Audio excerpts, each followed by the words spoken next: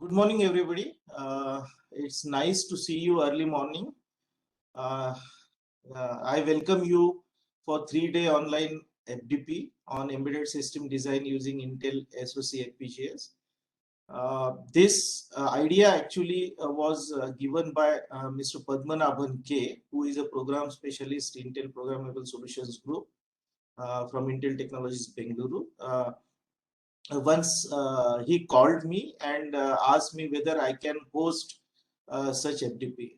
I readily agreed because when he said this, we are already in touch with Intel Technologies for various collaborations, such as they have given us a lot of free kits of Intel FPGAs and SoCs. So during the discussion, Mr. Israr Sheikh, who is expert today and tomorrow also, who also discussed with me. Then we had one program arranged on behalf of our institute where Mr. Israr Sheikh was one of the speaker. So I immediately said yes. It was my pleasure, sir, to act as coordinator along with such eminent personalities. As everybody knows, without wasting much time, what is the schedule? It's a 3-day workshop, 9:30 a.m. to 1:30 p.m. With a small break in between of 15 minutes at 11:30. And what we are going to do is basically having not only theory but hands-on session also. So I have sent you the links and everything for software to download. If there is any trouble, please let us know. Our MTech students as well as Intel people also will help in this regard. So I will not waste much time again regarding explaining what is the need of embedded system design today and what is the need of SoCs, FPGAs. I leave it to the experts such as Intel, but just let me begin with only one small news kind of thing which you all must have heard. That Government of India has announced recently 67,000 crores PLI scheme for push of semiconductor industry manufacturing in various things. And that is why actually it's a small step. There are a lot more definitely must be coming. And the need for learning VLSI design specifically than FPGA, because in digital domain, everybody knows that FPGAs are key for the initial prototyping and all that. So it's far more important to learn now than before. So with this, I'll just have a very small introduction of our expert speaker, Mr. Israr Sheikh, who is Intel PSG Field Application Engineering Manager for India, Asian and ANZ region, supporting FPGA products, right? Israr Sheikh, sir, led the customer support, enablement, and enablement. Sorry, I am actually suffering from COVID, so it's a lot of emotions right now. And co-architect of innovation products that target emerging FPGA usage models across the embedded, telecom, network, compute, and custom designs. FPGA-based hardware accelerators, heterogeneous co-processing, Edge and AI are the recent customer enablement programs which he is managing. He also participates in Intel India Site Technology Office innovation programs, startup ecosystem enablement, and academia and research for FPGA and system design. He is a frequent speaker and Intel of experience in FPGA-based system design, RTL, and validations. And he holds bachelor degree in electronics and communication engineering from Amravati University, and postgraduate diploma in business applications from Symbiosis Pune. So with this, I welcome you, sir, and give this floor to you. Thank you very much, sir. Sir, can you allow me to share my slides? I think that permission. Yes, just a moment, sir. Just a moment.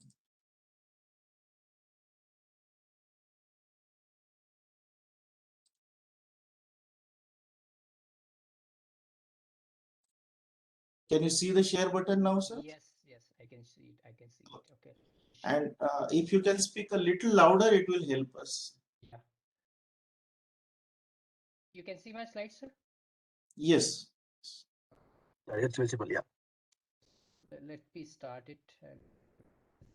Mode. Is it in presentation mode, Paddy? Yes. Yes. Okay. Yeah. Yes. Thank you. Thank you very much, Suhas sir, for the introduction. I will not take much time there, but I feel very honored and lucky here to participate in front of all of you and to share some of the thoughts with my experience as well as what interests you majorly and how the things are moving. Today I brought the topic, a few of the slides you might have seen those who have participated earlier in FDP, but there are certain new slides are there, and the major thing which I would be talking today to give the overview and perspective, like data center is the future, and partnering for the heterogeneous computing era. So that's basically how the hetero computing is become the important factor when you are dealing with the data, and huge amount of data we are experiencing here, and then I will speak more about that. Sir, excuse me. It would be better if you speak a little louder. Okay, fine. Now it's clear. Yeah, this Okay, yeah. this much volume is okay. Yes, yeah. Thank you. So how the things goes?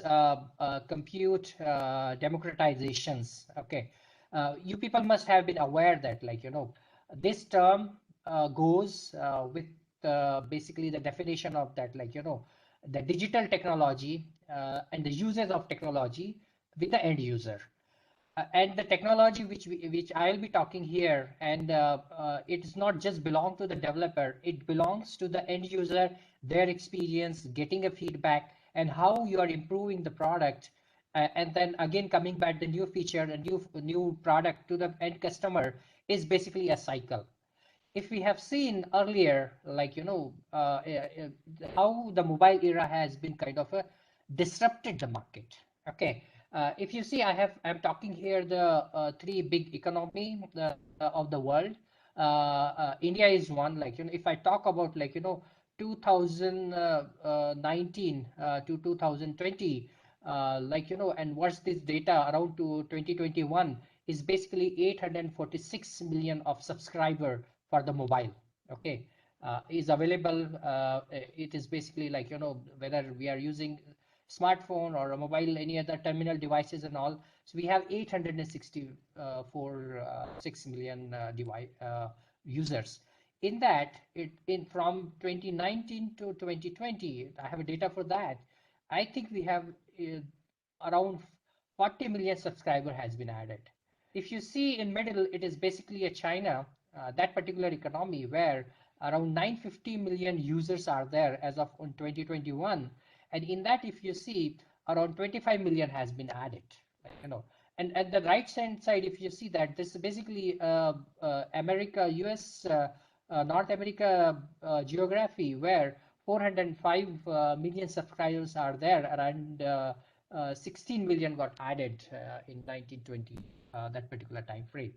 And downside, if you see that, how the era had started to make people more accessing the technology, starting from digitize everything, then networking has become, then broadband has added, then mobile, everything that got come in, and now around 2020, and now we are seeing that cloud infrastructure, and how we are taking the advantage of this particular infrastructure as a technologist, coming technology to the user getting a better experience, getting a feedback, and bringing back again the innovation in the product, and how the heterogeneous compute is getting shaped and giving the more experience to the customer is basically the talk of my theme. Okay. So we have seen this particular, I have spoken, but now what we are seeing now next 3 years or so is basically distributed intelligence everywhere. Like, we have seen earlier, like, cloud era, mobile and everything and all, I have spoken it, like, it is basically about over 100 billion of intelligent connected devices. Like, intelligence will be everywhere. Like, you take up a small examples of, like, the refrigerator, the air conditioning equipment at home, like, and the smart home systems, like in the locking systems, and giving the access from major premises to the lobby, to the inside the apartment, is basically an experience already we are seeing in most of the places, like, majority of the major cities. Now this has become a major tracking, like, remotely tracking the premises and where the things are happening or not, if I'm there or not, like, what things are happening. I can look into that from the anywhere from the part of the world. I can see the security aspects of my house. So that's basically is possible due to, like, distributed intelligence everywhere. And that's the experience we have already started. And around 25 to 2025 and beyond, it will go to the X scale. And now see towards the y-axis, like, how much amount of data we would be handling here. And, like, 10 to the power 21, that's a zettabyte of a data compute. Alone computer cannot do. Alone kind of, like, equipment which are there on the edge cannot process this data. That's required the heterocomputing in your network, in your fog, in the data center, in the cloud. All computes are happening, and how they are managing this particular connectivity decision making is the aspects and the concept which are getting rolled out. Already we are seeing the experience, and 5G being taken up initiative to at least, to support this initiative, and bandwidth requirement is basically some of the features has been added. Okay, look into that, like, how data generations are there today. Everyone says that, okay, now data is basically a key. Now you might have seen our eminent prime minister a lot of time. This is that those who have taken a control of data, those who have done a data mining, data is a next generation fuel, next generation gold. And those who have taken a control and taking the advantage of that, like, they are leashing the power of, like, from the data, and they are building their system, they are taking decision, they are rolling out the services very effectively. So we have seen that, like, average internet user, like, 1.5 gigabyte of traffic per day they are using. Autonomous vehicles we are not experiencing in India, but out of India this is already a place where, like, autonomous vehicles are driving, and that's like 4 terabytes of data per day it's getting generated. Flight, as well as the smart factory, cloud video providers, connectivity, Netflix and other services are the one of the example. Cloud services providers are the one of the examples are there. So we are generating the data as faster than our ability to analyze, to understand, transmit, secure, and reconstruct in a real time. Advantage here is that, like, we are a technologist, but challenge here is that, like, how we can increase the analysis of the data, how we can reconstruct it in the real time, and how we can take a decision quickly. That's basically challenge, and we have opportunity here as engineers and the technologists and the researchers. There are a lot of workloads are there. You can see that, like, workloads are increasing effectively, and these particular workload, like, it's gone those days, like, I have one device and it works everywhere. My mobile phone might be giving me all the accessibility, but behind the scene, I'm utilizing a lot of cloud services. If I take a cloud services data center, and those are, like, specific build. If I today is this particular what we are seeing, the WebEx system is basically again one of the best example of, like, how it is hosted somewhere in the server. At the edge devices, we are just enabling it to take the services. Like, similar ways, the consumer, healthcare, finance, retail, and so on forth and so industries are there. It's giving us the different experiences because of the reason that, like, it has been customized. Various workflows are there, and if you look into the various workload, if it is there, it requires to have different basically different area of a development, and AI plays very important role. AI plays important role in the edge side as well as the computer and the data center area.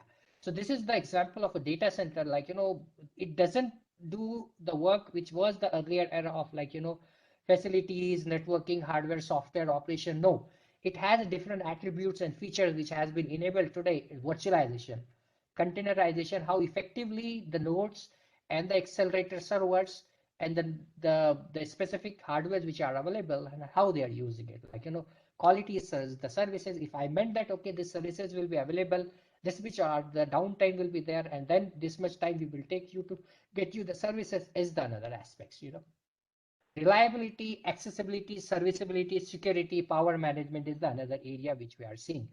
This is, I was speaking earlier, like, now not on the edge, only not on the data center, but basically the IoT devices as well as the core has to become a more effective to utilize and process the data. I think by means of pandemic, like, we already witnessed this, like, huge amount of data processing happening within the, like, devices, edge, core, and the data center. And latency plays very important role. Like, lesser the latency, would we have advantage over taking a decision, and your system is becoming real time.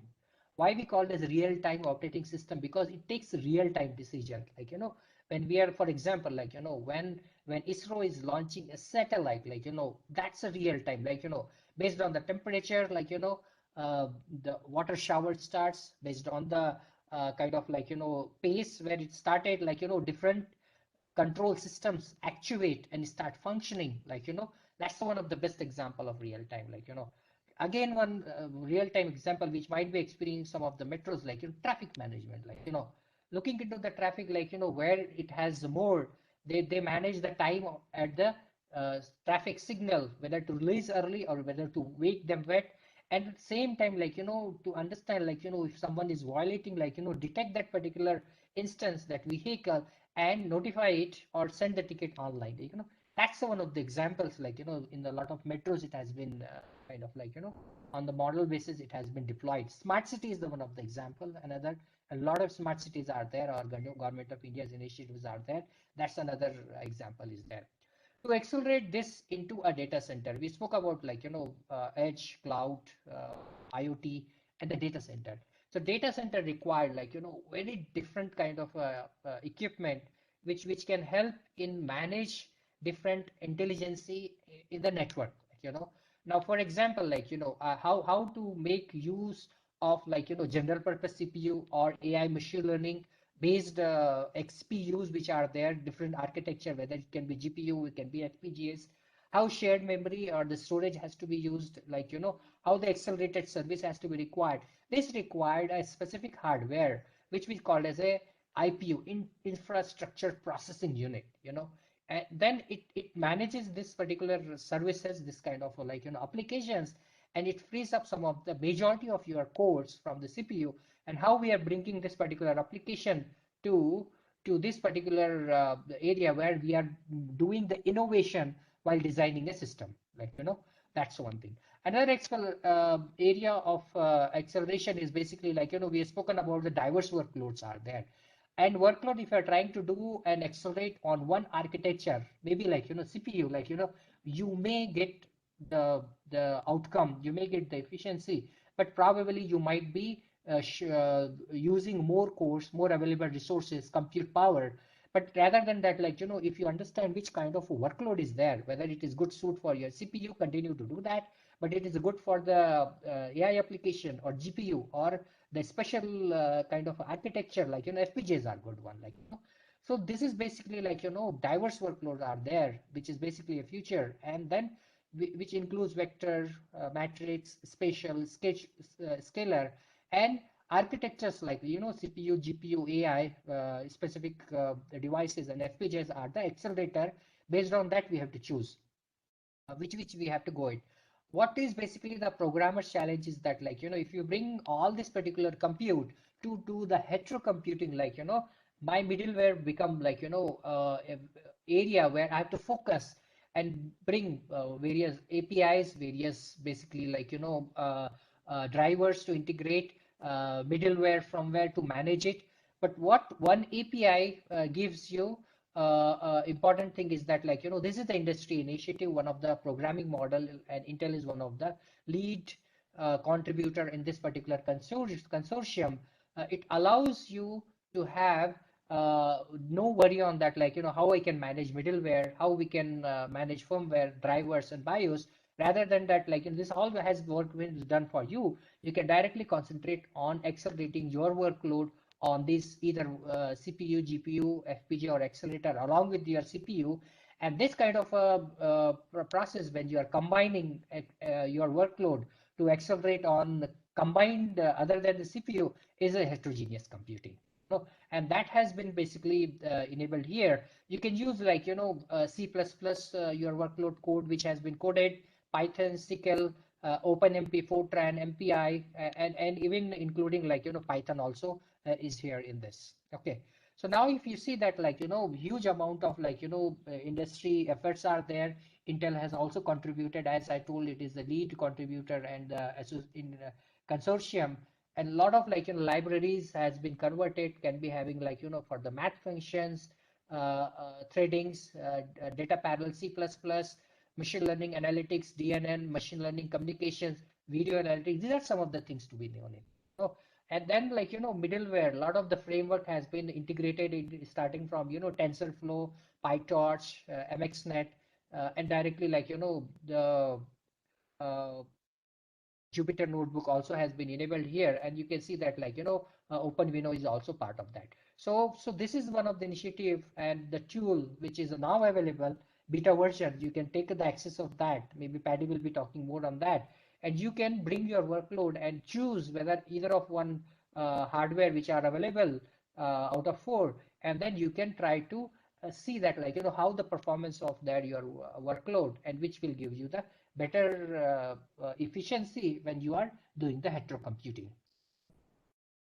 And this is earlier also spoken, those who are looking towards the particular area of deployment, how Intel is moving towards that, like customer need it, like I spoken earlier, like embedded area, communication area, infrastructure, cloud area, and Intel has the devices which is basically in kind of like accelerator card, which works for the real-time actionable intelligence, as well as like high bandwidth aggregation and the processing, managing and on organizing the processing of the and the expansion of the data. Can be your data server, it can be your IPU, which I have spoken, will fall into the embedded cloud area. So these are the available devices are there with us, and everyone is aware, like I represent Paddy, myself, we represent like this particular programmable solutions group, and which belongs to like major FPGAs. I think most of the people, you are aware that like how FPGA can be utilized.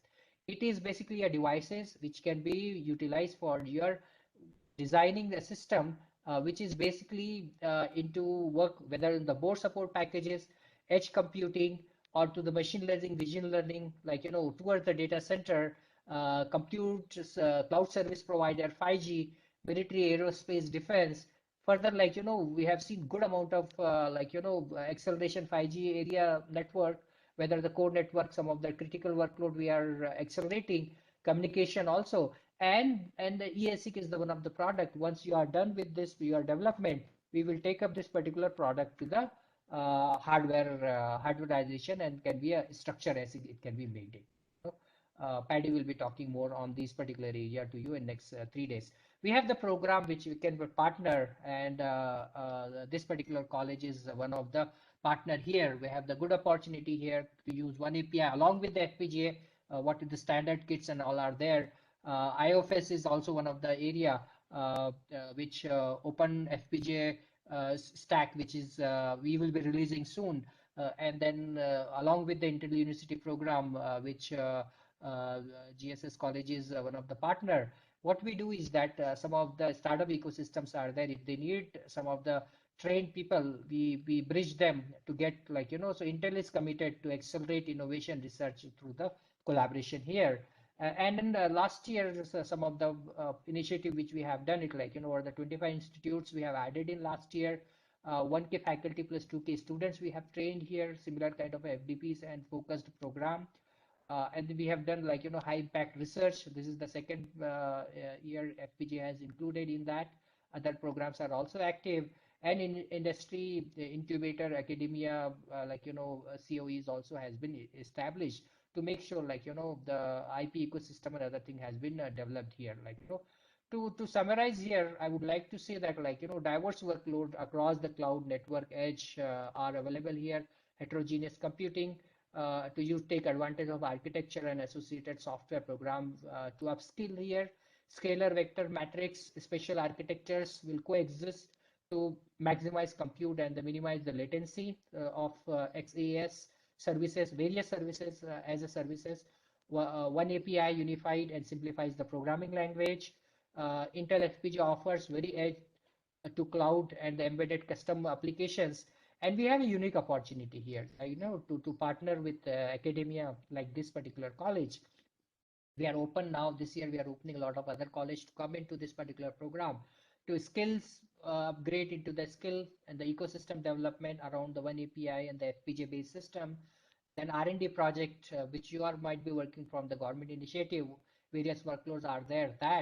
And then the startup incubation where we can introduce, if you have the incubation startup companies are there in your incubation center, we can get involved them also.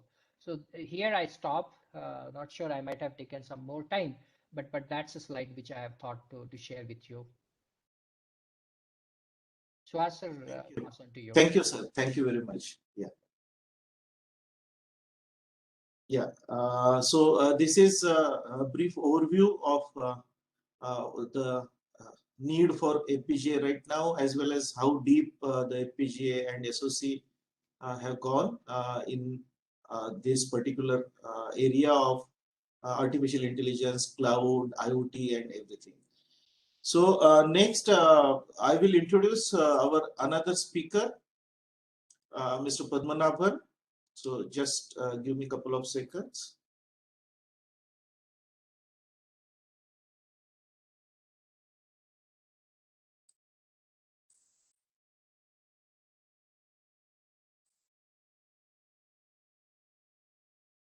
So is the screen visible?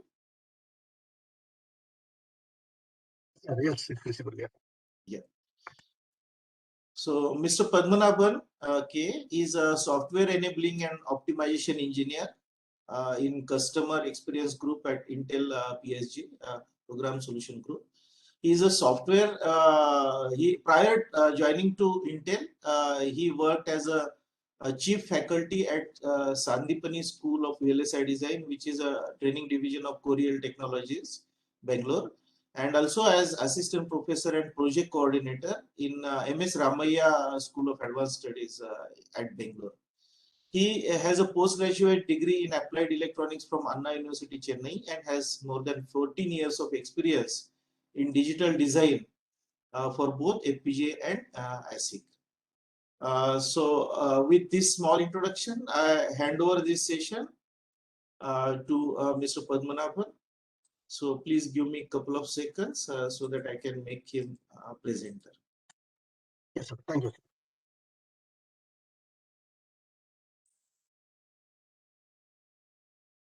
Can you get the share button, sir? Yes, sir. Yes.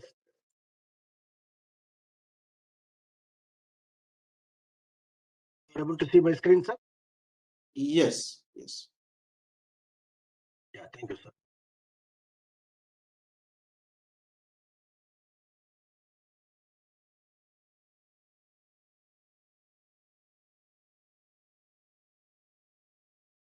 Right. Morning, everyone. Am I audible, sir? Shall I start? Yes. Yes. Please. Right. Yeah. Thank you, sir. Yes. Good morning, everyone. Welcome to the 3 days faculty development program on embedded system design using Intel-SOC FPGAs. I'll explain the agenda for the day. This is for day 1. We are going to get introduced to Intel FPGAs, then Quartus Prime design software tool flow, how we can perform synthesis and implementation.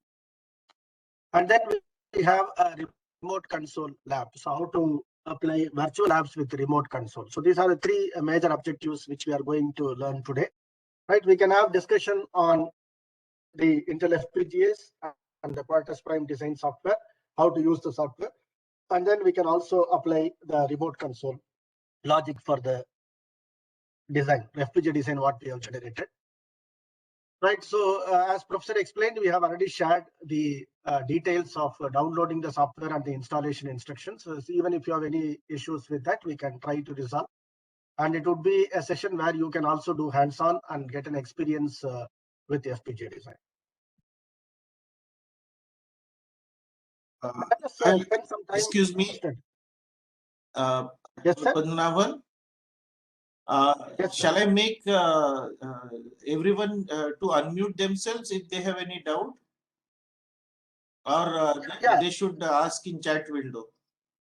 Anything is fine, no problem, sir. Anything is fine. So if they can do it in chat, I can just check the chat frequently and I can answer them. Not a big deal. Okay, so I will just allow all of them to unmute themselves. If they have any question, they can ask in between. Sure, sir. Okay, Sure. okay. Right. Thank you, sir. Let us start with that. What is an FPGA? First, we'll understand that. When we go through the acronym, we can see that the FPGA stands for Field Programmable Gate Array.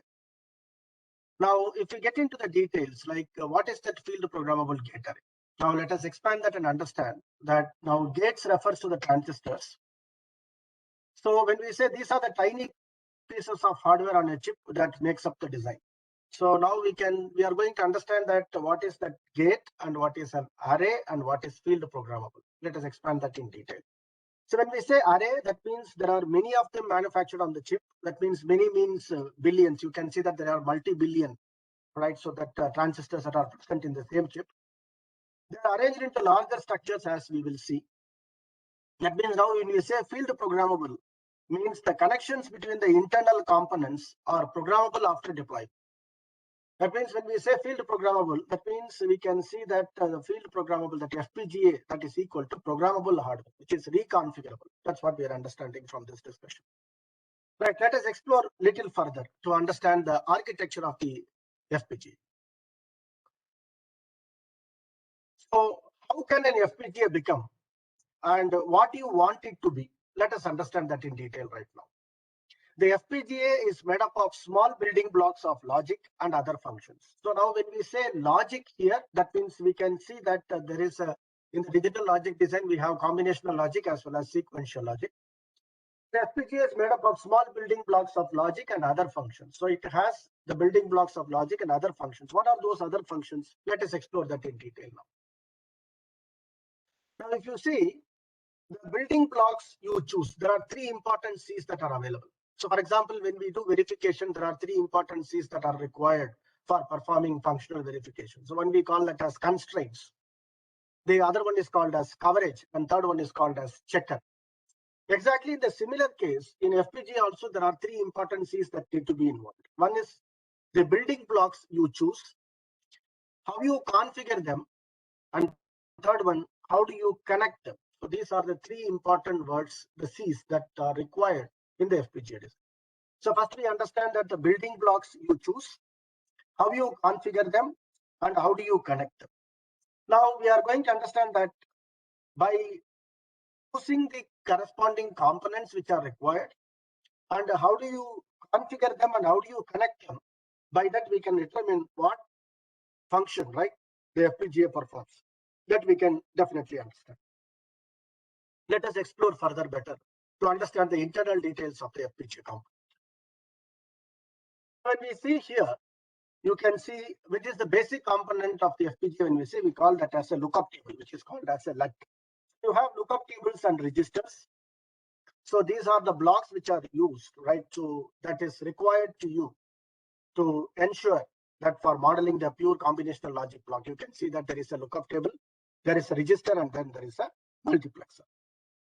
Right, let us explore further in detail to understand what are the things that are present inside the lookup table and how do we build the adaptive logic module using that. If you see here, the lookup table, which is the foundation, which I explained the LUT, you can see there is a 4-input lookup table that is being designed by using 2 3-input lookup tables and a multiplexer. Now you can see this is a 4-input LUT. That 4-input LUT is generated by using 2 3-input lookup tables and a 2:1 multiplexer. You can see Y is equal to ABC. You can see that there is a 4-input function. So now this 4-input lookup table is the basic component that is present inside the FPGA design. Now, by using this, right, earlier we say that the FPGAs have the 4-input lookup table. But now what we have when we say we have an 8-input lookup table, you can see that there is an 8-input lookup table and then 2 3-input adders and then 2 registers. We call this as an adaptive logic module, which is called as the ALM. So what is an adaptive logic module? If you see, an adaptive logic module is one which has an 8-input lookup table, 2 3-input adders, and then 2 registers. Now, what we need to understand is we have seen what is a lookup table that we understood. Then we need to know what is an ALM, which is called as an adaptive logic module. So an adaptive logic module is one which has the 8-input lookup table, 2 3-input adders, and then 2 registers. We can see that it shows that multiply by 10. That means that 10 such ALMs are combined together in order to generate a logic array building block, which is called as an LAB. What is a logic array block? If you see LAB, then by using this, right, adaptive logic modules, using such adaptive logic modules, we can build the logic array block. So now we have seen what is a lookup table, what is an adaptive logic module, which is an ALM. Now we have also seen what is an LAB, which is called as a logic array block. So 10 such ALMs are combined together in order to form a logic array block. Right, now these are the basic resources which are present inside the FPGA. What are the other resources? First, we know now we have basic components, which is lookup table, adaptive logic module, and then we have logic array block, which is LAB. Now, what is the next resource we have? When you say, we call this as a memory resource, which is called as a block memory, and we call this as an on-chip memory. So the next resource which we need to know is called as the on-chip memory resource. So the on-chip memory resource is a memory block, which is a block memory block, which is present inside the FPGA. And you can see that it is like 20 KB, like you can have a block of RAM, which has, it can be configured as a single port RAM. It can be configured as a dual port, which is a true dual port or simple dual port, or it can be configured as a ROM, which is a single port ROM or a dual port. So using these memory blocks, we can instantiate them and then we can bring them to our design and then perform synthesis and implementation. So therefore, we have basic resources and then we also have memory resources, which is called as the block memory resource, which we call that as an on-chip memory resource, which is present in our intellectual property, which is the IP catalog. Now, along with this, what we have is called as the DSP resources. So we have seen basic resources, memory resources, and the third one, what we are discussing is called as the DSP resource, which is called as the digital signal processing block resource, where you could see it is a multiplier and an accumulate unit, which is a MAC unit. So it is a dedicated multiplier and an accumulator. So we have a dedicated multiplier and an accumulator, and we call this as a DSP block.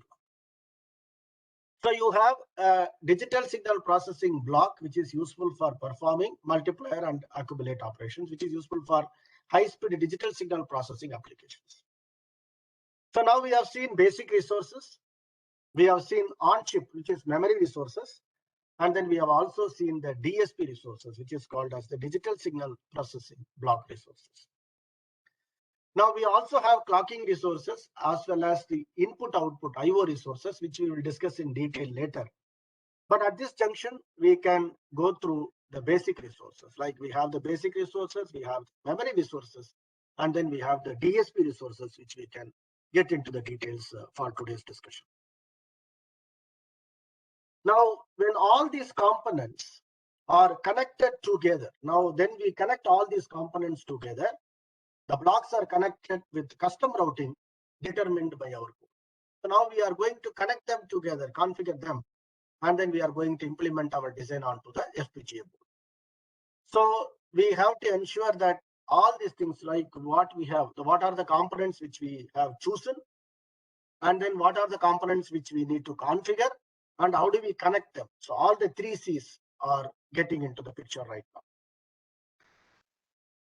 Right, now let us explore about the Intel FPGA. So till now it's about the basic components which are present inside the FPGA. What are the basic resources, memory resources, as well as the DSP resources. Now, at this junction, let us understand about the Intel FPGA application specific performance. So what are the Intel FPGAs that are available right now, and how they are useful for the corresponding application, the right application. That means you can see here the right performance and the features for the right application. Now, if you go through that, which is our low cost and low end device, which is called as the Max 10. And then we have our Agilex device, which is our high-end device, which is our 10 nanometer. Now you can see that the Max 10 and the Cyclone devices, which are low cost and low end devices, and then you can see ARIA 10, which is our mid-range device, and then the Stratix 10 and Agilex devices, which are our high-end FPGA devices. If you see their applications like this, for example, when you target for the Max 10 device, you can use it for the board management, edge computing, I/O expansion. It is useful for automobile sensors, traffic sensors, etc. And then when we use the Cyclone devices, we have Cyclone 10 as well as we have Cyclone 5, the Cyclone devices, where they are useful for machine vision, embedded vision, robotics, and infotainment. We can see that how they are useful for embedded applications in detail in tomorrow's discussion, in tomorrow's class, and in the Saturday's class, because our intention is to understand the SoC design. And the ARIA 10 device, which is useful for data-centric applications, networking, military and defense applications. And then we have Stratix 10 and Agilex devices, which are useful for cloud, data center, and high-performance computing applications. Now we can see that Intel FPGAs, if you wanted to choose, then they are providing the right performance and features for the right application. So that's the base idea. Our focus would be on the Max 10 device and the Cyclone devices during this training. We are not going to focus more on the ARIA, Stratix, and Agilex devices because the light edition software, which we requested you to download, that supports only Max 10 and Cyclone devices. So we will do hands-on labs with respect to Max 10 and Cyclone devices, but you will be getting some idea about what are these devices and what are the characteristics of those devices and family. We'll be getting some information about it, but our focus would be more on the Max 10 and Cyclone devices. If you go through the Intel FPGA portfolio options, like as I mentioned, you can see there is a low cost, and then you can see mid-range, and then you can see high-end devices. When we go through the low-cost devices, as I mentioned, you have the Max 10 and Cyclone devices, which are our low-cost devices. And then mid-range, which is our ARIA device, and then you can see high-end, which is our Agilex and Stratix devices.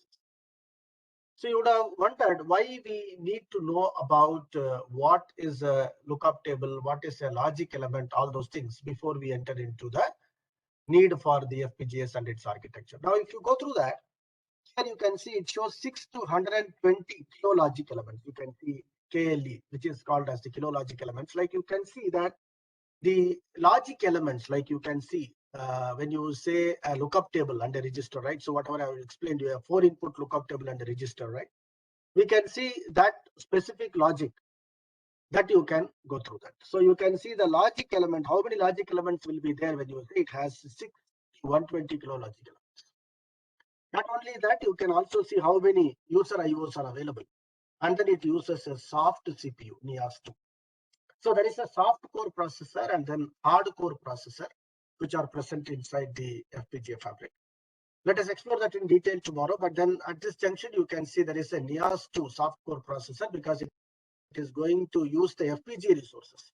Whereas the hardcore processor, it is immersed into the FPGA fabric. It is not going to use any FPGA resources. Like we have a dual core ARM Cortex A9 that is embedded inside the FPGA fabric. We call that as a hardcore processor. You can see the Cyclone devices, the Max 10, which is 2 to 50 kilo logic elements, and then you can see 25 to 300 kilo logic elements, and then you have Cyclone 10, and then you have ARIA, and then you also have Agilex and Stratix devices. Starting from low cost mid-range, And high-end devices, you have different Intel FPGA portfolio options.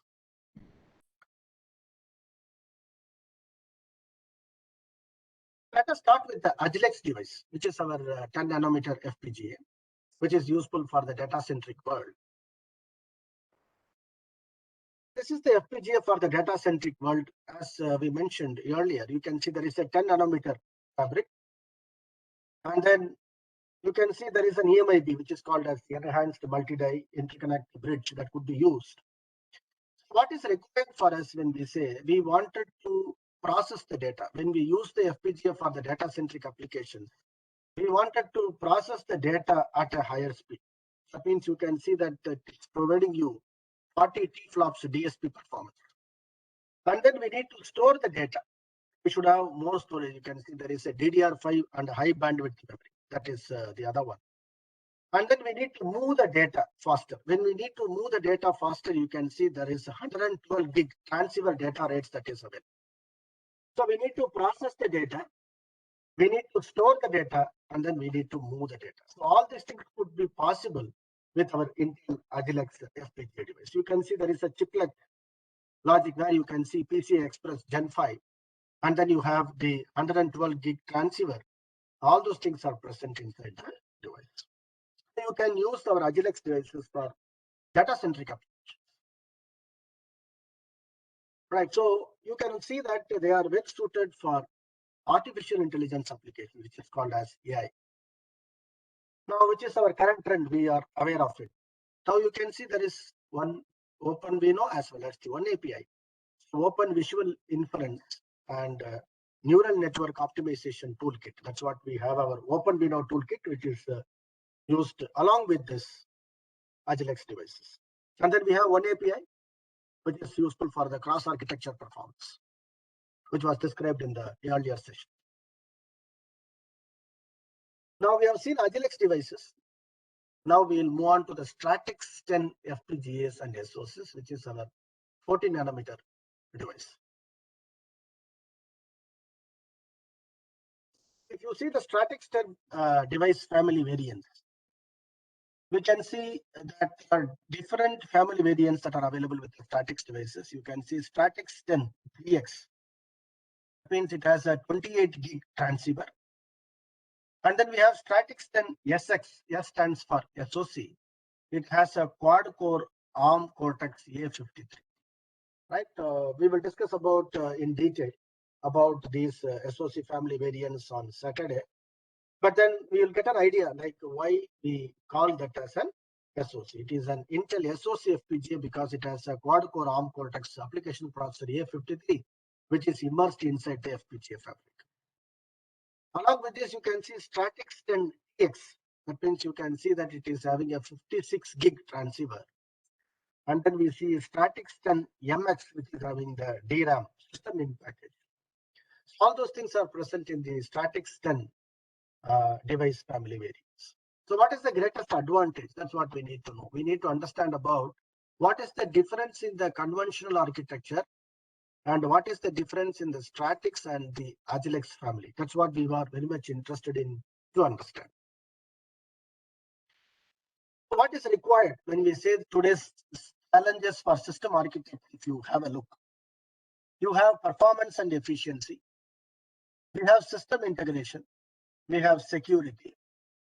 And then you can see there is an HyperFlex architecture. So this is what we are going to understand in detail. What is the advantage of having the HyperFlex architecture? Because it shows that you have a 2x core performance, up to 70% lower power. And then you have the high performance digital signal processing applications. You have flops, which are used for high speed DSP applications. Let us explore what is the advantage of this HyperFlex architecture right now. So let us understand what is the difference between the conventional architecture and the HyperFlex architecture, which is present inside it. Let us get into the detail right now. If you see here, the HyperFlex architecture solves the problem of the routing challenge. So how is it possible? If you see on the right hand side, in any general conventional architectures, we have a logic delay plus routing delay. The total delay is considered of two factors. One is called as the logic delay, and the other one is called as the routing delay. So this logic delay plus routing delay will provide you the total. Whereas in the Intel Stratix 10 architecture, you could see that the logic delay and routing delay, if you see, the routing delay is very, very less. How is it possible for us to achieve this lesser routing delay? That's what we are interested to understand. What is the advantage of having HyperFlex architecture and how it is solving the routing challenge? That we will see. If you see here, in this case, the major problem is on the routing delay. So the routing delay dominates the performance bottlenecks. What is required at this junction is we require some innovations in the routing. The innovations needed in routing. What kind of innovations are done in the routing? Let us see that now in detail in the next slide. If you see here, I discussed about the lookup table. I also discussed about the adaptive logic module. You can see that there is an adaptive logic module here. And there is another adaptive logic module here. You have two ALMs. Now, if you see here, registers are everywhere. Now you can see the registers are everywhere in the routing segment. Able to see these registers here. So, what is the advantage of having the HyperFlex architecture when we say it adds hyper registers in all the routing segments? In all the routing segments, you can see there are hyper registers that are present inside. That means in between the AL. Because of that, what is the advantage when you say? It provides you hyper retiming, hyper pipelining, and hyper optimization. Are there any questions? Shall I continue? Are there any questions here? No, sir. Please continue. Oh, thank you, sir. Now you can see that we can achieve hyper retiming, hyper pipelining, and hyper optimization. How that could be possible? Let us understand. Because what is available in the conventional architecture, we are aware. Now, what we need to know is what is the fundamental difference, right? When we compare that with the HyperFlex architecture. Let us understand that in detail in the next slide. How do we perform timing analysis? If you see, we have an adaptive logic module. Then we have another adaptive logic module that is like a register to register path. And then we have another register to register path. This is from this adaptive logic module to this adaptive logic. If you see here, from this ALM to this ALM, we have a delay of 1.5 nanoseconds. And from this adaptive logic module to this, we have a delay of 2.5 nanoseconds. Now, if it is a conventional architecture, what generally we will do is like we will take the critical path. The critical path is the path, right? You can see which is taking the longest delay. If you see this, which is taking the longest delay, if you see that's 3.5 nanoseconds is taking the longest delay, which decides the operating frequency of the disk. When you consider this 3.5 nanoseconds, you can see that it would be 286 megahertz, which it is taking. Now, when we do this with the HyperFlex architecture, now we can see that you could be able to get 833 megahertz. So it is possible when you see that since we have registers. Excuse me, Padmanaban sir. In the routing channel. Yes, sir. I have seen that question. Yes. I will finish that and explain. Just give me a minute, sir. So now it is available between the two adaptive logic modules. Now you can see between these two adaptive logic modules, you have hyper registers. So because of these hyper registers, what happens is we are able to reduce the critical path delay. Now you could see that which is the critical path when you say the critical path is only 1.2 nanoseconds. Therefore, we can achieve the higher frequency, the operating frequency of 833 megahertz. Okay, right. Let me go through the question. What is given in there? Right. Configuration and routing is done by using the software tools. Is it we studied how much of it is done, man? Right. It's a good question, right? So it is done automatically. It is right. But then there are some optimization techniques that the implementation options that the timing engineer or the designer can do that. For example, we need to do a kind of floor planning, we'll say, where we need to explain the tool that which particular block, right? You need to ensure that this block need to be kept only in this place inside the chip, like that. There are different techniques that could be possible, right? Even though it is automatically done by the tool, there are different algorithms on the incremental compilation and in the physical optimization, and then different implementation option techniques, which could be done manually when it is required. That means when the design is not able to meet timing, that time those implementation techniques can be adopted. And we call those things as a last mile strategy, where you can apply it and ensure that the tool helps you to achieve your timing closure. I hope I have answered your question. Do you have anything? What about power loss? Yeah, so that is there. So we have to definitely think, right? So when we are trying to insert registers into the data path, definitely we are going to improve the performance, right? You are going to increase the throughput.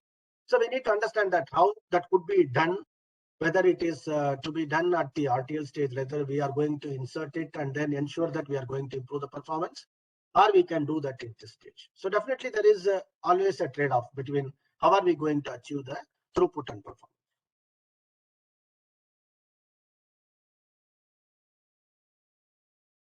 Right, we can add more. So if you go on adding, right, so it all depends upon the critical path, right? How are you going to add more? Because it depends on the setup time and the hold time, right? So if you go on adding, then there are chances that your design will have a setup and a hold violation, right? So you know that the minimum time before the clocking event, the data should be stable, right? So you cannot go on adding more number of delays into the data path. So there is always a specific trade-off between that, right? So we should see that the design should not have any setup or hold violation. So when you try to add more, what will happen? You will have more data delay. So if you are trying to reduce, you have to be very careful. And if you are having the longest path, right? So if you have a larger combo delay between two registers, what happens?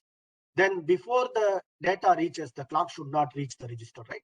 So you have to ensure setup and hold violation in mind, and based on that, we should do time. I hope I have answered your question, right? Yeah. Yeah, thank you. Right. So let me enter into this. So you can see that what I wanted to explain is between two registers, right? Which is the longest path that decides the operating frequency I told, which is the critical path. But now in this case, with HyperFlex architecture, what is happening is there is no change in the ALM. And it is trying to use the hyper registers which are present in the routing segment. So now when by using this hyper registers, what happens, which are present here, now what happens is this becomes a launch flip-flop and this becomes a capture flip-flop. So this becomes a reg to reg path and becomes register to register. Then again, this becomes register to register, this becomes reg to reg path, this becomes register to register path. So because of this, what is the advantage when you say which is the critical path we see? That means which particular register to register path is taking the longest delay. If you see 1.2 nanoseconds is the longest. So by this we can see that we could achieve 833 milliamps. That's the advantage of having the HyperFlex architecture.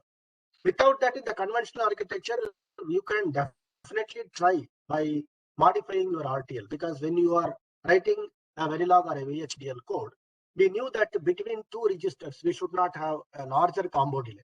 But during the timing analysis, the tool will specify and let you know that what are the logic levels between two registers. If the number of logic levels are more, definitely we can break down that logic levels into smaller by modifying your RTL so that you can add pipelining stages, right? So all those things are possible.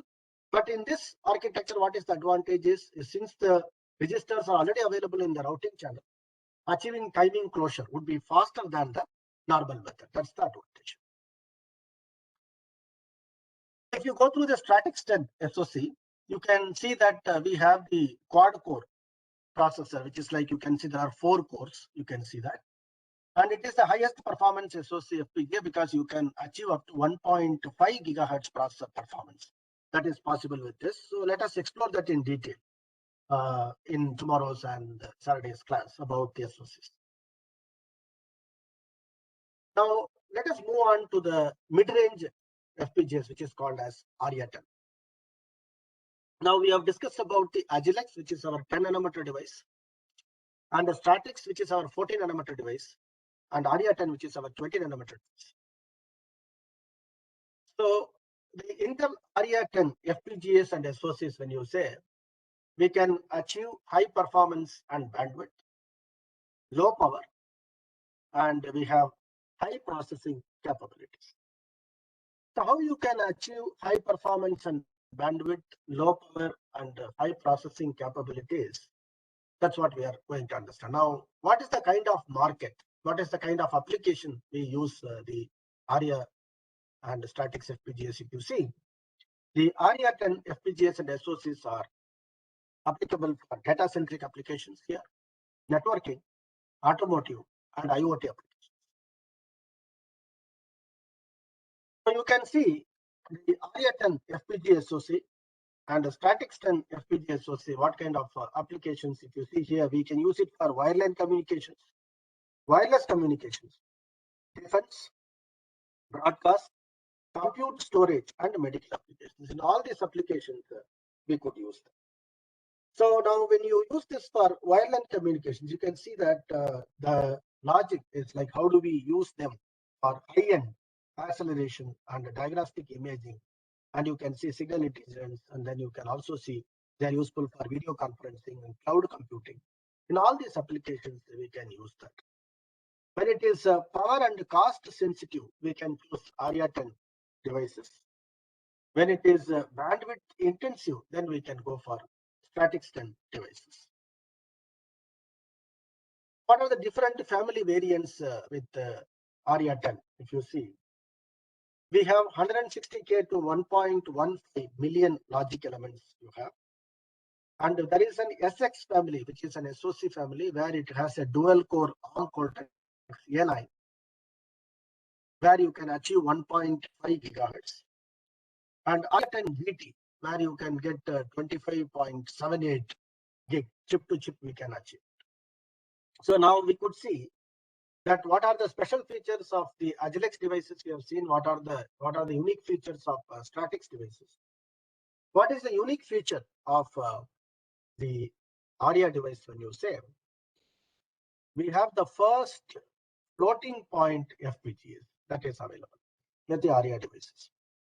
It is the industry's only DSP architecture with hard single precision IEEE 754 floating point. It has. For example, if you have a multiplier and an accumulate unit, you can see there is a IEEE 754 single precision multiplier is there, and you have an IEEE 754 single precision adder is there. Both are available. You can see that it is the only DSP architecture with the hard single precision IEEE 754 floating point standard.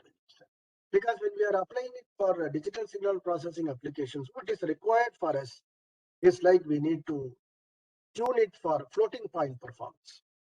So the ARIA10 is the first floating point FPGA, which is helping you to achieve IEEE 754 standard. It is the floating point with the same performance, throughput, and use as fixed point. And what is the greatest advantage? It delivers floating point capabilities competitive with high-end GPUs. That is possible with the ARIA devices. Now we have seen about the Stratix devices as well as the ARIA devices, which is our mid-range FPGA and SoC device. Let us focus on low-cost and low-end FPGAs in the next section.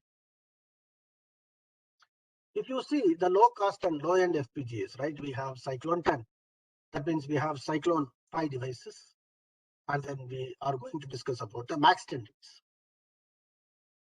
So what is the major application of these Cyclone devices? When you say high bandwidth and low cost for smart connected systems. We have Cyclone 5 DT, which is FPGAs, and then Cyclone 5E FPGAs. Now you can see that we can get up to 2.0x bandwidth. It is improvement over the Cyclone 5 family. Now you can see that we need to achieve low power, right? So now what we wanted is we wanted high bandwidth and we wanted also low cost for smart connected systems. What is the kind of applications which we targeted for Cyclone devices? Let us go through that. What are the today's low cost market drivers where we can apply them? When you say, we need to ensure that they are useful for machine vision, video connectivity, embedded vision, robotics control, and then we could see high-end PLC drives. And therefore, what are the different market examples we can see? Industrial, broadcast, wireless, and wireline applications. So now if you see, what is the advantage of doing this? When you say you have higher bandwidth requirements, increase the safety regulation, and then reduce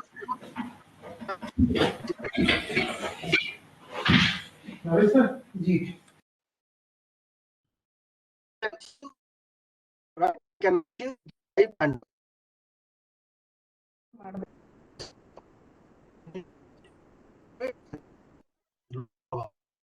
And would you like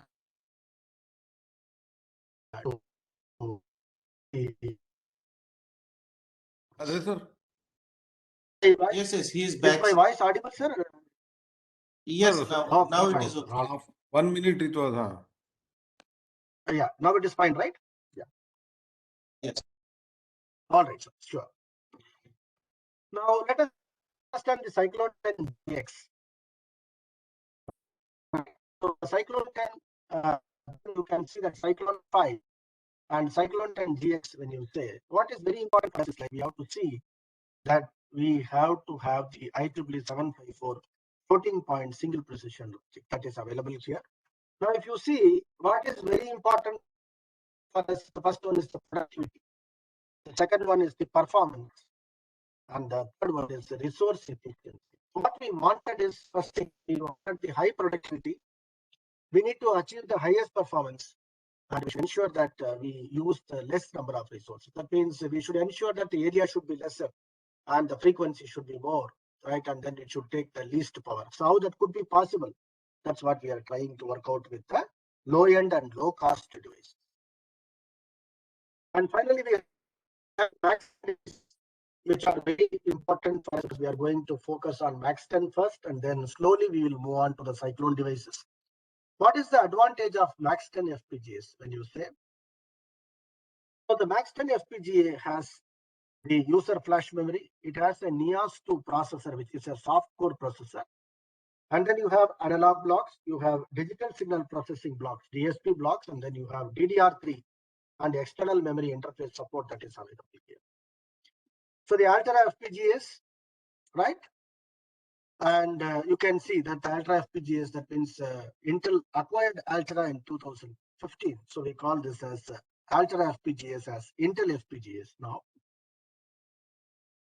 So now what is available here? We can see in system monitoring. We have integrated ADCs, reduce the board space because the ADCs are already available. It is integrated into the chip. And we also have integrated temperature sensor. All are available with the Max 10 FPGAs. Now, these are the set of online trainings which we have. I will share the presentations with the professor. You can get the idea of it. All these online trainings are free. You can refer to these trainings. And all these trainings will provide you a fair idea on Intel FPGAs and Quartus Prime design software, platform designer, IP design, SoC design, all those things. Let us just, if you go through that here, you can get from the fundamentals like basic, starting from the FPGA architecture, and then introduction to the HDL like Verilog or VHDL or whatever you wanted. And then it goes on to the platform designer, and then you create a system with the platform designer. And then slowly it will move on to the SoC, like hardware design flow for an ARM-based Intel SoC FPGA, software design flow for an ARM-based Intel SoC FPGA. All those things could be useful. But whichever required for this, all trainings or required has been given in the presentation slides, which would be shared with you. I request you to go through that so that you will get an idea of what are the different set of products that are available and what features are available for you to ensure and get an idea and overview of the Intel FPGAs. So this is my first session before we enter into the Intel Quartus Prime design software. Are there any questions in this in the chat? I'll just have a look at it. Then we'll move on to it. I hope there is no problem in my audio right now. Okay, fine. No, sir, it is clear now. Okay, sir. Thank you, sir. Thanks for confirming. Let me enter into the next session, which is our Quartus tool flow.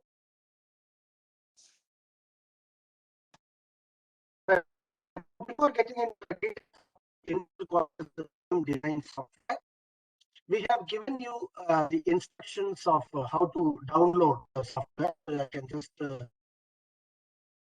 you like which you the things that need to be sent to the in general, you can move on the download center for here. Yes, it is breaking again, sir. It is breaking again. Oh. Right? Yeah. I think there is problem with from his network. Do you feel any issue in my network? Sometimes it is there, sir. Now it is fine again. Okay, so is it fine? Okay, so please let me know. Otherwise, in the break, I can change to another network also. Yeah, in the break. Yeah, in the break you can change. Yeah. Sure, sir. Right. So we go through the download center for Intel FPGAs. You can see when I click Light Edition, right? You can see that you can see the different set of editions and release. So here, what was given to you is like select the edition Light, and then we have requested you to go to 18.0 or 18.1. That is sufficient for you because all the features which are required for our lab, everything we can do with 18.0 or 18.1. So we can try this. You have to select edition as Light, and then you have to select the release as 18.0 or 18.1. And now you could see that there are three editions. As I mentioned, you have Light, you have Standard, and then you also have the Pro edition. So what is the advantage of the Light edition is that you don't require any license for it, and it is free. You can download it. And if you go through the support of the device families here, you can see it supports the Cyclone 5 device, which we are going to use for our lab, as well as the Max 10 device. So since it has both the support like Max 10 and the Cyclone devices, we can utilize them for our training. Now, once you select the edition, like select edition is Light and then the release as 18.0, you can click combined files here. When you click the combined files here, you can see it shows the Quartus Prime Light Edition software, which shows the device support included. If you see on the right hand side, it shows that what are the things that are included in this software. You can see the Quartus Prime Light Edition, which is free. You have the Quartus Prime Help, Model Sim Intel FPGA edition, which is the Model Intel FPGA, the starter edition, which is useful for performing simulation. And then the library device supports for ARIA, Cyclone 4, Cyclone 10 LP, and Max 2 or Max 5, as well as the Max 10 FPGA.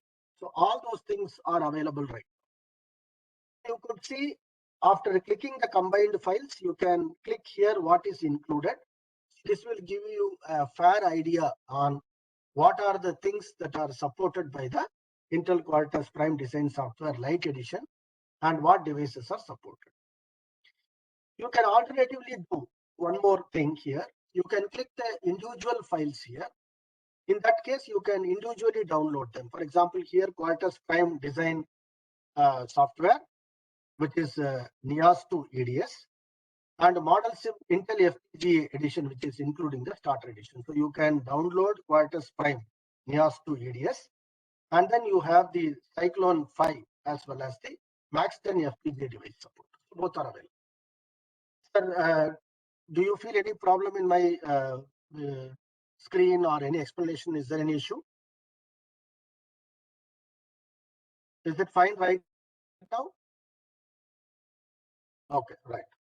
Thank you, sir. All right. So now if you see here, this is our Quartus Prime Lite edition, and you can see what device supports are required. So if you wanted to download only the device support, like as I mentioned, only Max 10 and Cyclone 5, if you want to download, you can download. In that case, you can download Quartus Prime NIAS to EDS, this one, Model Sim 2, and then you can download Max 10 and Cyclone. If you don't want, you can click the combined files here, where it could download everything. Anyway, it supports both Max 10 and Cyclone 5. You can download everything at a stretch. And when you click the system requirements here, you can get a detail on how much space that is required for downloading and installing this software. You can see that it clearly shows that it requires around 14 GB of available disk space on the drive, where you can install the software. You require at least 4 to 8 GB of RAM. 8 GB of RAM, if it is there, then it is really good. Then you can use that. Okay, so you can choose the operating system also here, whether you want either Windows or Linux. But then while giving the instructions, we gave it for only Windows. So this is the instruction page. You can see that obtaining the Quartus Prime Lite design tools, which was shared with you. Where you could see the Quartus Prime Lite edition software. And you can click combined files from here, which shows the Quartus Lite, right? Windows.tar file. And then you can install the software. So how it look like? If you see, if you open the Quartus Prime design software, for example, if you go to the C drive where you have the software here, for example, you can see the Quartus Lite, right?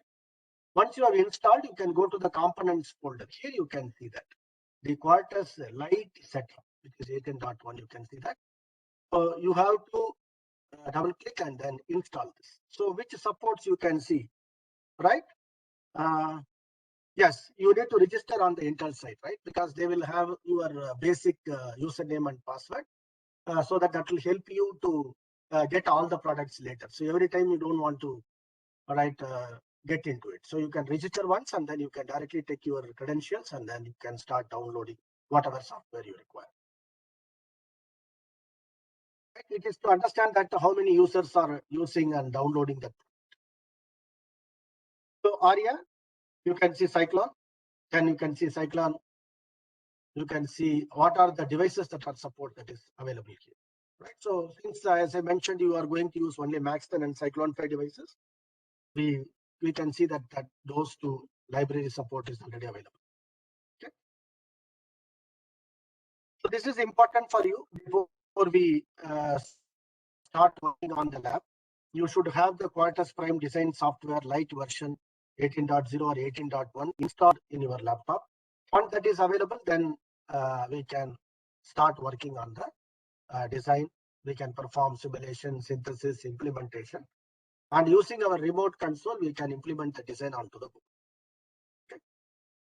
Are there any questions in the chat related to this? Okay. No, sir. No. All right, sir. Thank you, sir. Let me go to the presentation, and then whenever required, I'll come back and show the demo accordingly. Right. So let us understand the detail of the Intel Quartus Prime design software. So as I mentioned in the, you can see in the web page, like how it was mentioned, it is exactly the similar case I'm going to explain to you here also.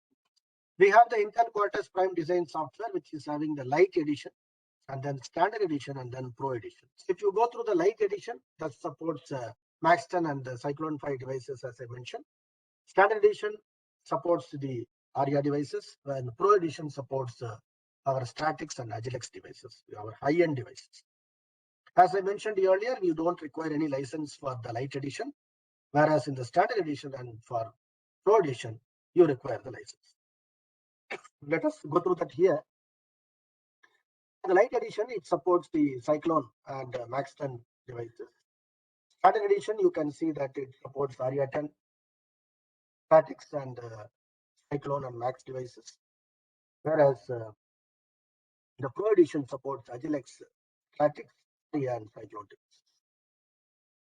If you want to have the support for high-end devices, you require the Pro edition where you require the license for it. But since our focus is on the Max 10 and Cyclone devices, it is sufficient to use the light edition for these 3 days. Yeah, let me continue. Right now, you can see the limitations are there with the model sim, right? So you have around 10,000 lines of code you can use. Okay, so since it is a model sim starter edition, you can use that. So you can the light edition, there is no license required, and the standard edition, you can see you have a subscription license, then that will work with. Whereas Pro edition requires a new license.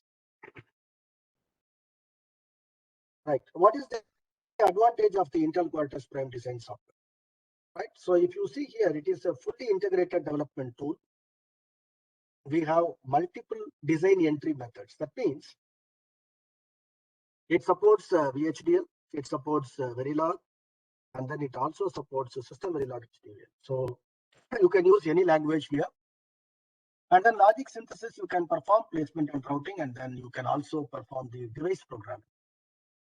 And for performing simulation, what we are going to use we use the model sim Intel FPGA starter edition. Right, just give me a minute. I will have a cup of water.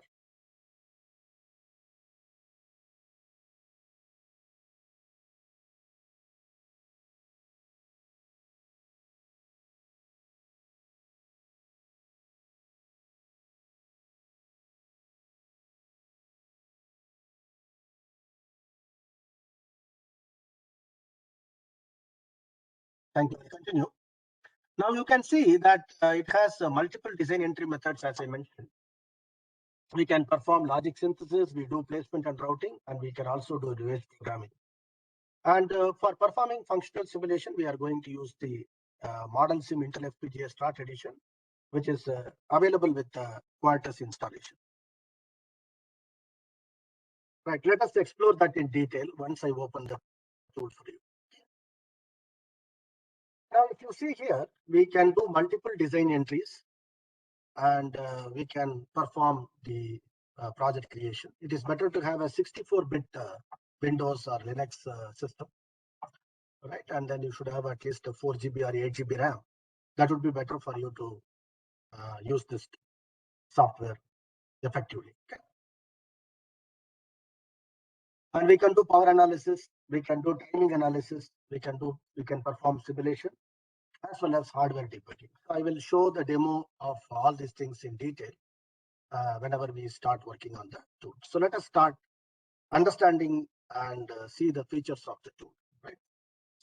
Once you have installed the tool, you can see we have the Quartus Prime design software. So I have installed that here. You could see that.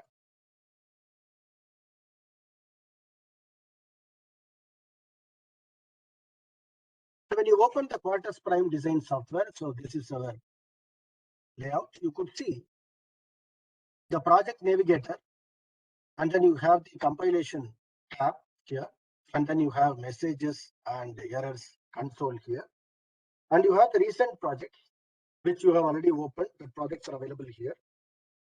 If you wanted to open a project which is already existing, then we can open an already existing project here. If you are creating a new project wizard, then we should use this window, new project wizard.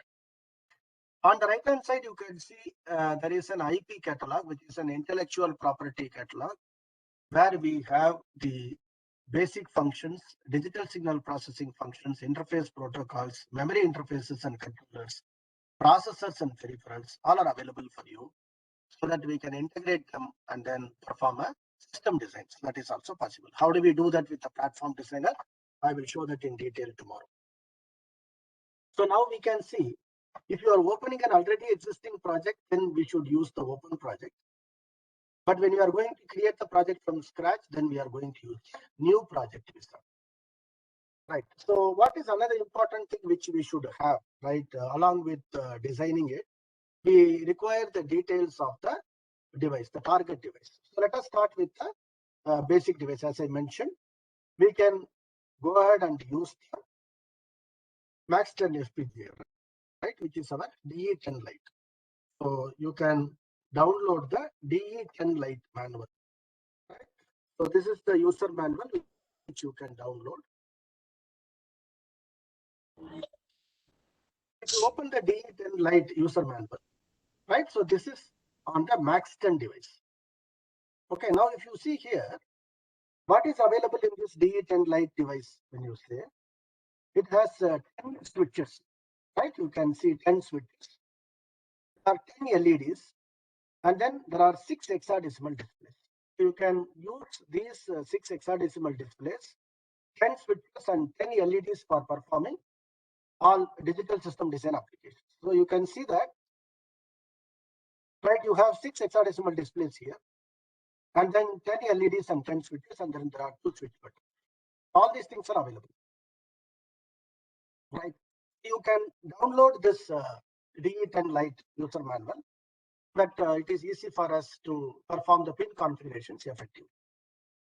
Okay, now let us understand that what is the corresponding FPGA device which we use.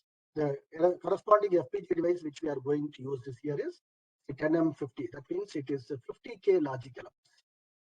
So while opening the project, we should explain what is the corresponding target device. You can see here 10M50 DIF484 C7G. So this is the device which we are going to target. Let us explore that right now. Now, if I click here, new project wizard. So the new project wizard shows that, helps you to create a new project and preliminary project settings. It includes the following. What are the things we have is like we have project name and directory, name of the top level design entity, project files and libraries, target device family and device, EDA tool settings. So these are the things which we are going to provide. So let us explore them one by one. What are those things right now? So when you say the new project wizard which we are opening, so that helps you to create a new project. How are we going to create a new project? What are the things that we need to provide? It's like we should provide the project name and directory, name of the top level design entity, project files and libraries, target device family and device, and EDA tool settings. So let us explore that here. When I say next here, it is asking me what is the working directory for this project. So you can provide anything right now. So for example, if I say here in the C drive, I am saying that I wanted to create a project, for example. So let us say logic gate design, something like that you create. Okay. This is the working directory. What is the name of the entity? You can say, for example, I wanted to create an entity. Now, when I say that, what is the name of this project? When you say, I provide the name of the entity, right? So the file name and the module name will be similar in very large. So you can see that there is an add underscore gate.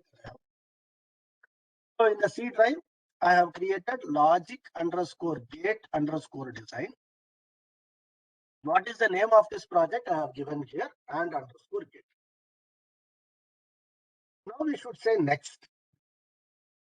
What it is telling is you don't have any project called logic underscore gate underscore design.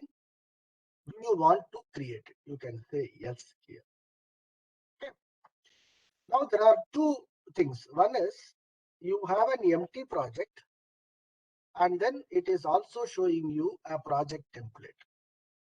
Since we are creating it for the first time, we will go ahead with the empty project at this junction. Later, we will understand where are the project templates available and how do we use those reference designs into our design. How do we integrate them? Let us explore that. Okay.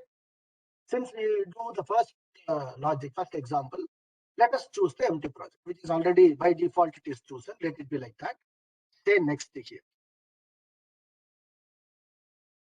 If you already have a file, you can add a file. When we are going to create a new file, we can skip this section and say next. This is also useful when you are creating a hierarchical design. For example, using half adder, you are creating a full adder. And using that full adder, you are creating a 4-bit adder, a 4-bit full adder or ripple carry adder. Or using that 4-bit ripple carry adder, you are designing a multiplier. Then you need to add all the sub-block building files, right? Those things could be added. In that case, it is required. Next. Now, in this place, whatever we downloaded in the DE10 Lite, okay, user manual. So that family we have to choose here. That's what I asked you to download it and keep the things ready. Now in the family, we need to choose here max. Okay. Now what we are supposed to do? We have to provide the name filter here. So 10M50 DAF 484 C7G. So this is the device. This is a device which we have downloaded from the website, which is the DE10 Lite user manual. So I have provided the details to you right now. Here you can see how many number of logic elements. You can see that from the specification, it has 50K logic elements. So it shows here 49,760. And how many number of memory bits are there that you can see? Like the memory resources. You can also see the DSP resources. The multipliers are also available. And then you can see the clocking resources. How many PLLs are there? And then you can also see the IO resources. All are available here. What I am supposed to do here, I have selected the family max 10. And the name filter I have given here 10M50 DAF484C7G. I say next here. And you can choose the EDA tool settings here, or else you can also do after creating the project. Okay, we can do in 2 ways. Let us do it later. Okay. What is the tool we are going to use for simulation is the Model Sim Intel FPGA Starter Edition, which you can configure it later. And next. Now, if you see the summary, it shows that when you click finish, the project will be created with the following settings. Here you can see the project directory is like C logic gate design. What is the name of the project? You can see AND gate. And the number of files added, everything you could see that here. So now you can say finish.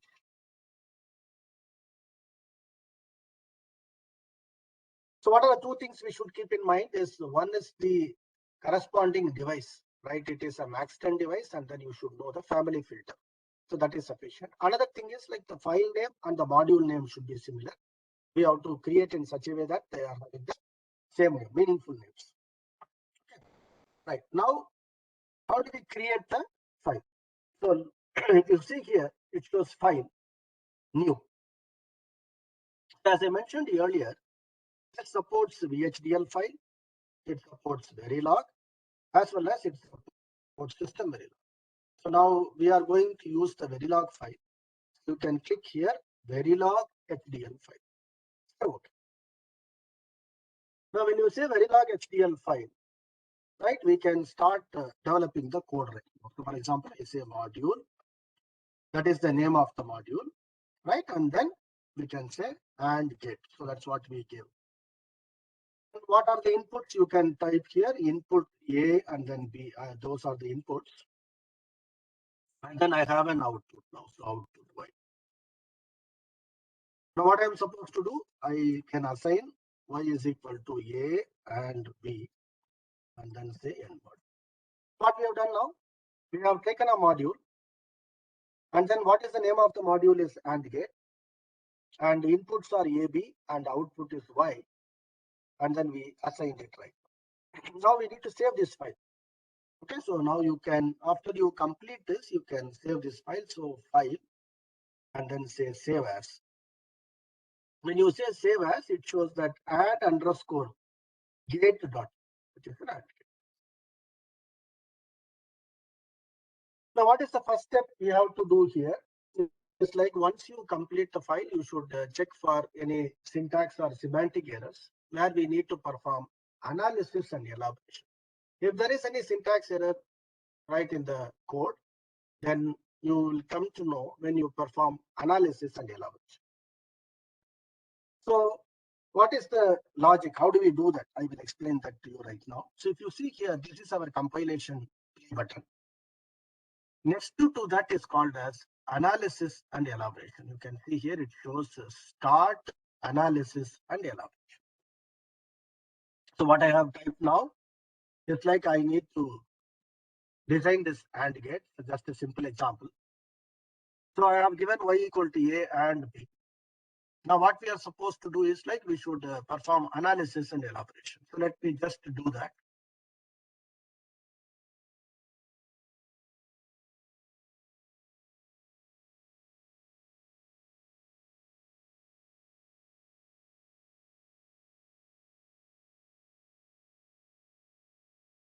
You can see that Quartus prime analysis and elaboration was successful, and then it shows there are 0 errors and then 1 warning. Right. So let us create an error and then see what is happening in the design. So what we will do, like let us remove the semicolon from here. Okay. Now we will save this once again, and then we will perform the same operation.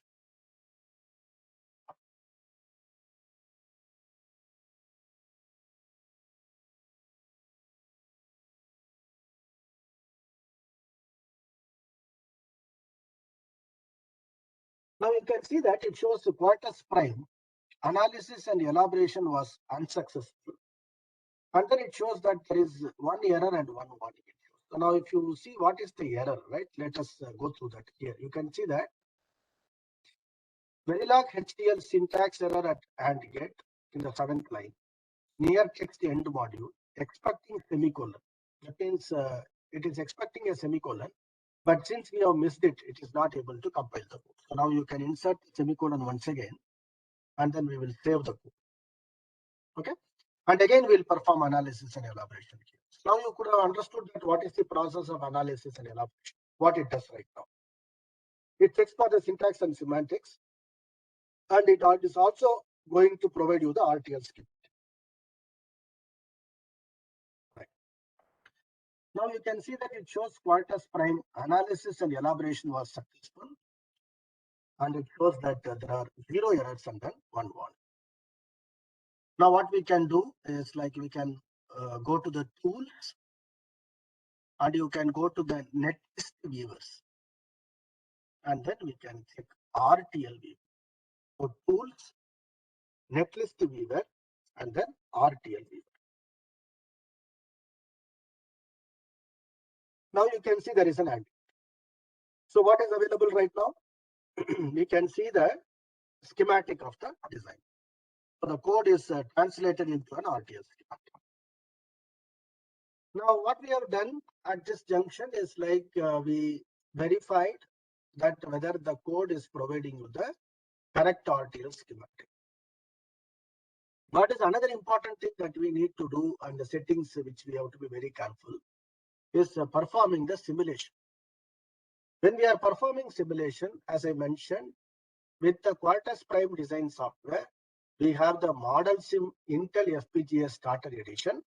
So that comes, right? So we have to ensure that we perform the simulation of the design before we take it to the synthesis stage. We have to check whether the code is working fine. So the functional simulation we have to do, the RTL simulation we have to do, and ensure that the functionality is proper before we go to the next step. How are we going to do that? Let us explore that here. You have the code right now. Right, we have the AND gate. We also need to design the test bench for this code. So we design the test bench. As I mentioned, there are 2 important steps that need to be done. One step is we have to configure the model sim. We have to provide the library correctly, and then you also need to configure your test bench properly. How do you do that? Let us explore that here. Now again, go to File, say New, and then say Verilog HDL, and then say OK. Now what we are going to create is we are going to create the test bench for the design what we have created. As we all know that a test bench is a top level module without any inputs and outputs. We will create that for this design and we integrate that with the Quartus Prime design software and check for the functional simulation. I start with this now module and underscore gate underscore TB. TB stands for the test bench now.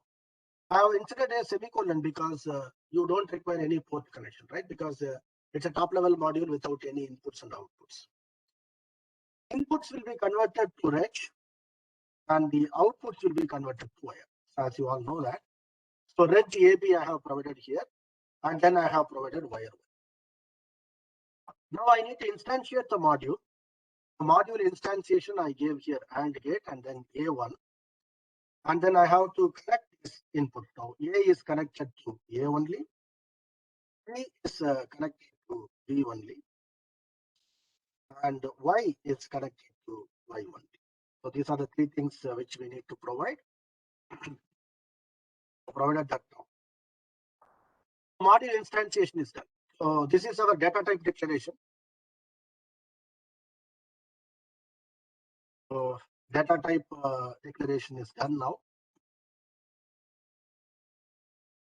And the second one is called as the module instantiation.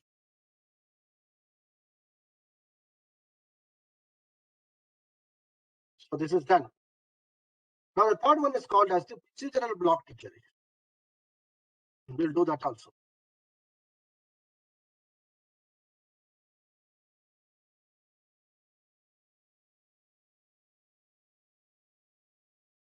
Right. So when you say the procedural block declaration, either we should use initial or always block, right? So I say here initial.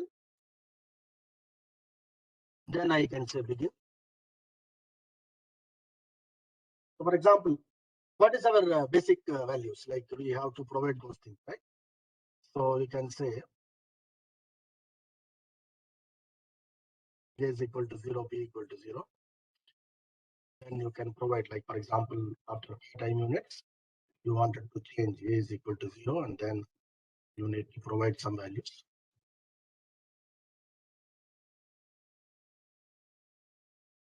A equal to 1 and then I say B equal to 0. And I also say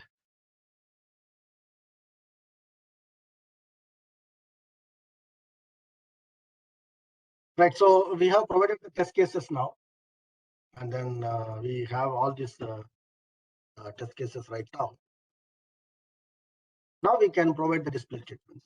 Initial, then we can say $monitor and say $time. Now we can provide them. So A is equal to percentage B binary. B is equal to percentage B. Then Y is equal to percentage B. Then we will say A, then B, then Y, right?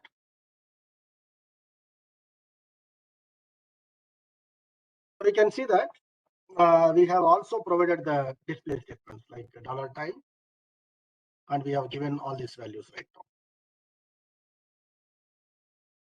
Now, how do we save this now? So we can say file, save as, and underscore gate, Hello, underscore Padmanaban. TB.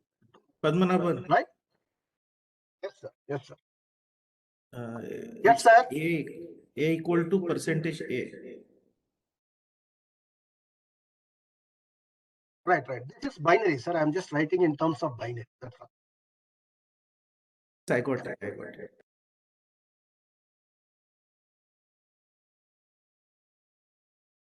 Yes, sir. Thank you, sir. Now, what we can do is like we can perform analysis and elaboration right now and see that are there any issues in the code like what we have written. If there are any issues, then we could see that by performing analysis and elaboration process, we could see that what is the problem. Now we can see that found, okay, 0 design units. Like this you can see. But near end of file, it is expecting. Now we can see dot, and then it shows what is the problem. So now we could see that. This is the easiest way for you to understand how do we go ahead with the issues, right? So you can see that what is the problem. You can see what it is the problem. You can see what is the keyword. and what we have typed, you can see, right? This completes that. Okay, the compiler cannot understand where is the end. Okay, now what we can do, we can give the correct spelling here. Now you can see that it is highlighting as a reserved. Why this is shown to you is like whatever the keywords which you can see that these are called as reserved words. Okay. Now when you say these reserved words, how they are helpful for us when you say, this will be highlighted so that we can easily understand that, okay, these are the reserved words. Now we can again save this. Now you could see that we have provided all the values at this junction, like you could see the data type declaration, module instantiation, procedural block, cases, and then we have also provided the display statements. Now let us again perform the task and see are there any issues in the design.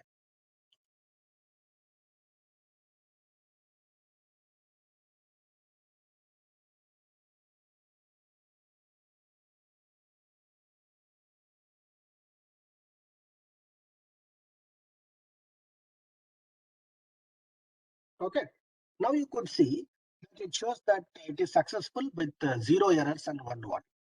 Okay, there are two important things which you need to do. One is whether we have set the path of the model sim, because that is required for us to perform the simulation. First one.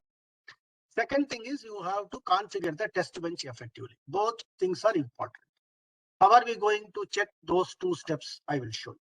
The first one is you have to go here, tools, and then you should go to options. First tools, then options.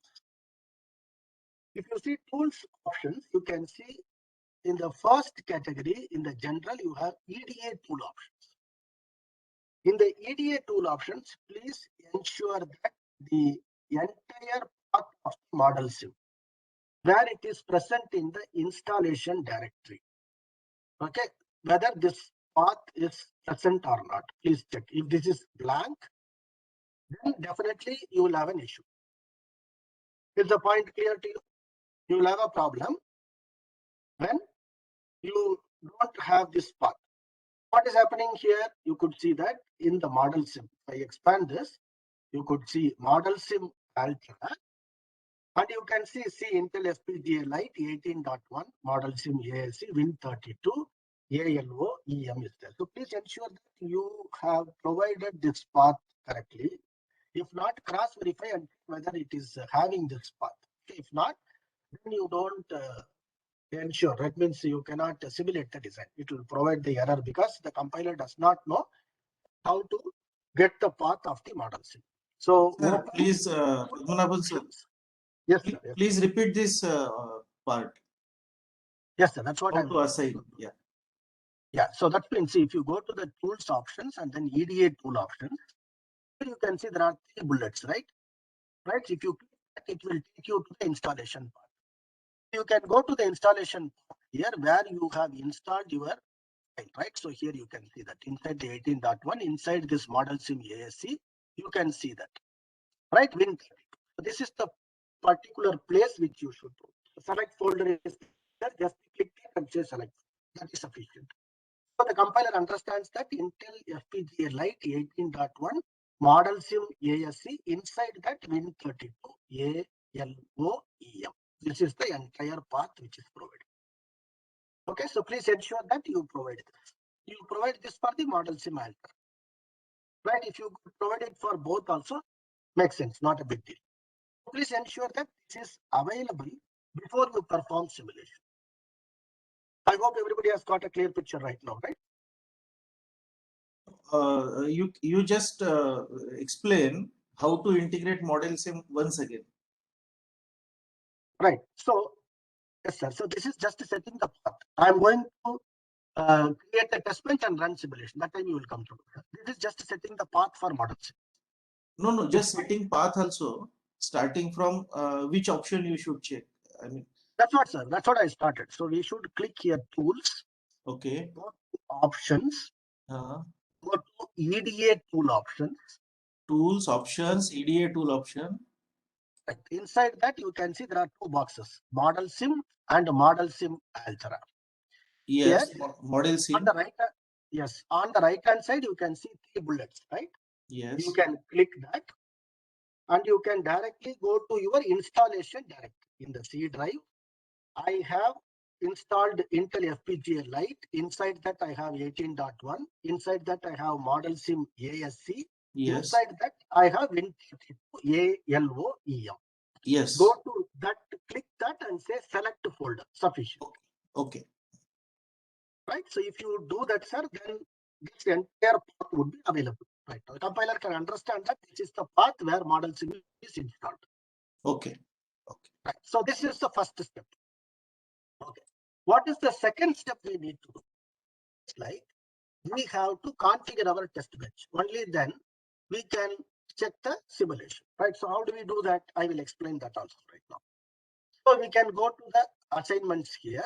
Click assignments. Here you can see there is a tab called settings. We can click. After clicking the settings, you can see there is a simulation settings. If this is not enabled, click here simulation. That's all. Here on the right hand side, you can see tool name. In the tool name, you just expand Model Sim Ultra. On the settings tab, click simulation. And in the tool name, you can select Model Sim Ultra. After selecting Model Sim Ultra, now we need to compile the test bench. How do we compile the test bench? I will show that right now. There is a tab called compile test bench now. Just click that. When you click that, on the right hand side, you can see test benches is enabled, right? Click that right now. Right? Are you able to follow, sir, till this place? Yes. Yes. Yeah. Now, when we new here, there would be a tab opening. There is a dialog box where we have to enter the test bench name which we generated. For example, and underscore get underscore TB. This is the test bench name. When I start typing here, automatically it is filling the top level module in the test bench with the same. Now what we are supposed to do, the test bench name and the top level module in test bench is ready. What we are supposed to do is like there is a 3 dot here. We click that and then find the test bench from your directory. The test bench is and underscore get underscore tb.b. Just click that and say open. Okay, once you open it, just click add so that your test bench will be added. This is the step we have to do.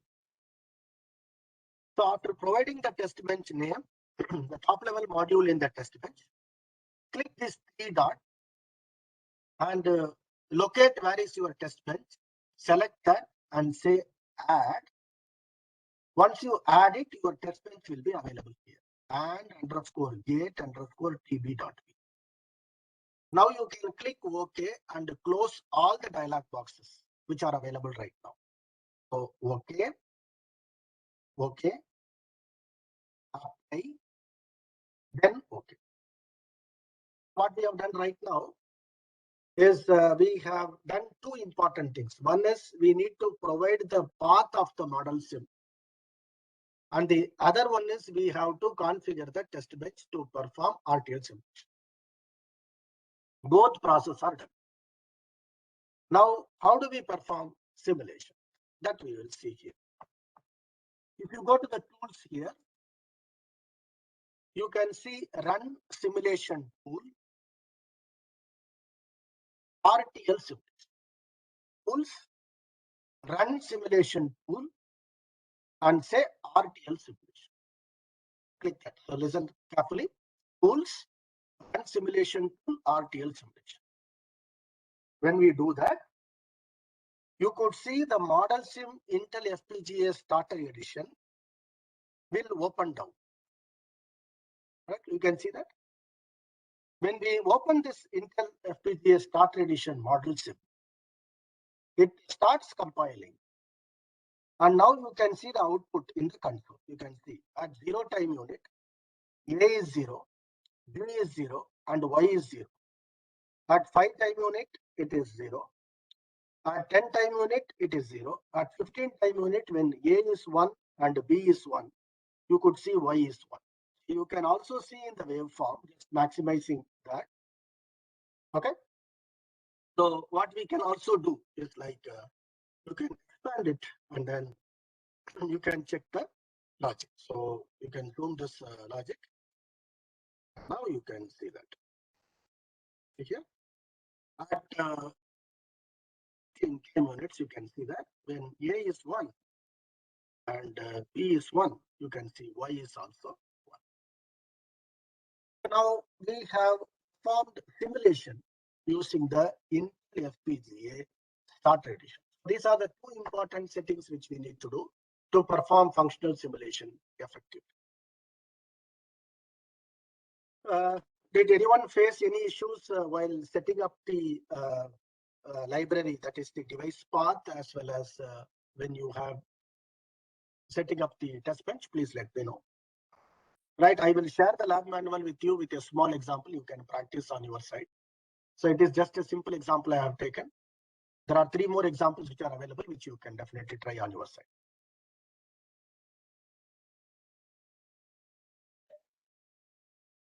No, sir, I have done it. No problem. It is working. Thank you, sir. Thank you. So I will just close this model sim from here. All right. Let us take a break now, sir, before starting synthesis stage. No problem, sir. Yeah, we can take a break. Yes, sir. Yeah, time is now 11:33. We'll take some minutes and then we will resume, sir. Yes, at 11:45 we'll meet again. Sure, sir. Sure. Yeah. Thank you very much, participants. I will stop the session so that the recording will be available, and I will start it once again later. Otherwise, if I pause it, then the recording will not stop. So I will stop the session and start the session again in 5 minutes. So please join. Thank you very much, sir. And please convey our thanks to Mr. Israr also. Definitely, sir. Definitely, sir. Thank you. So I'm stopping the recording.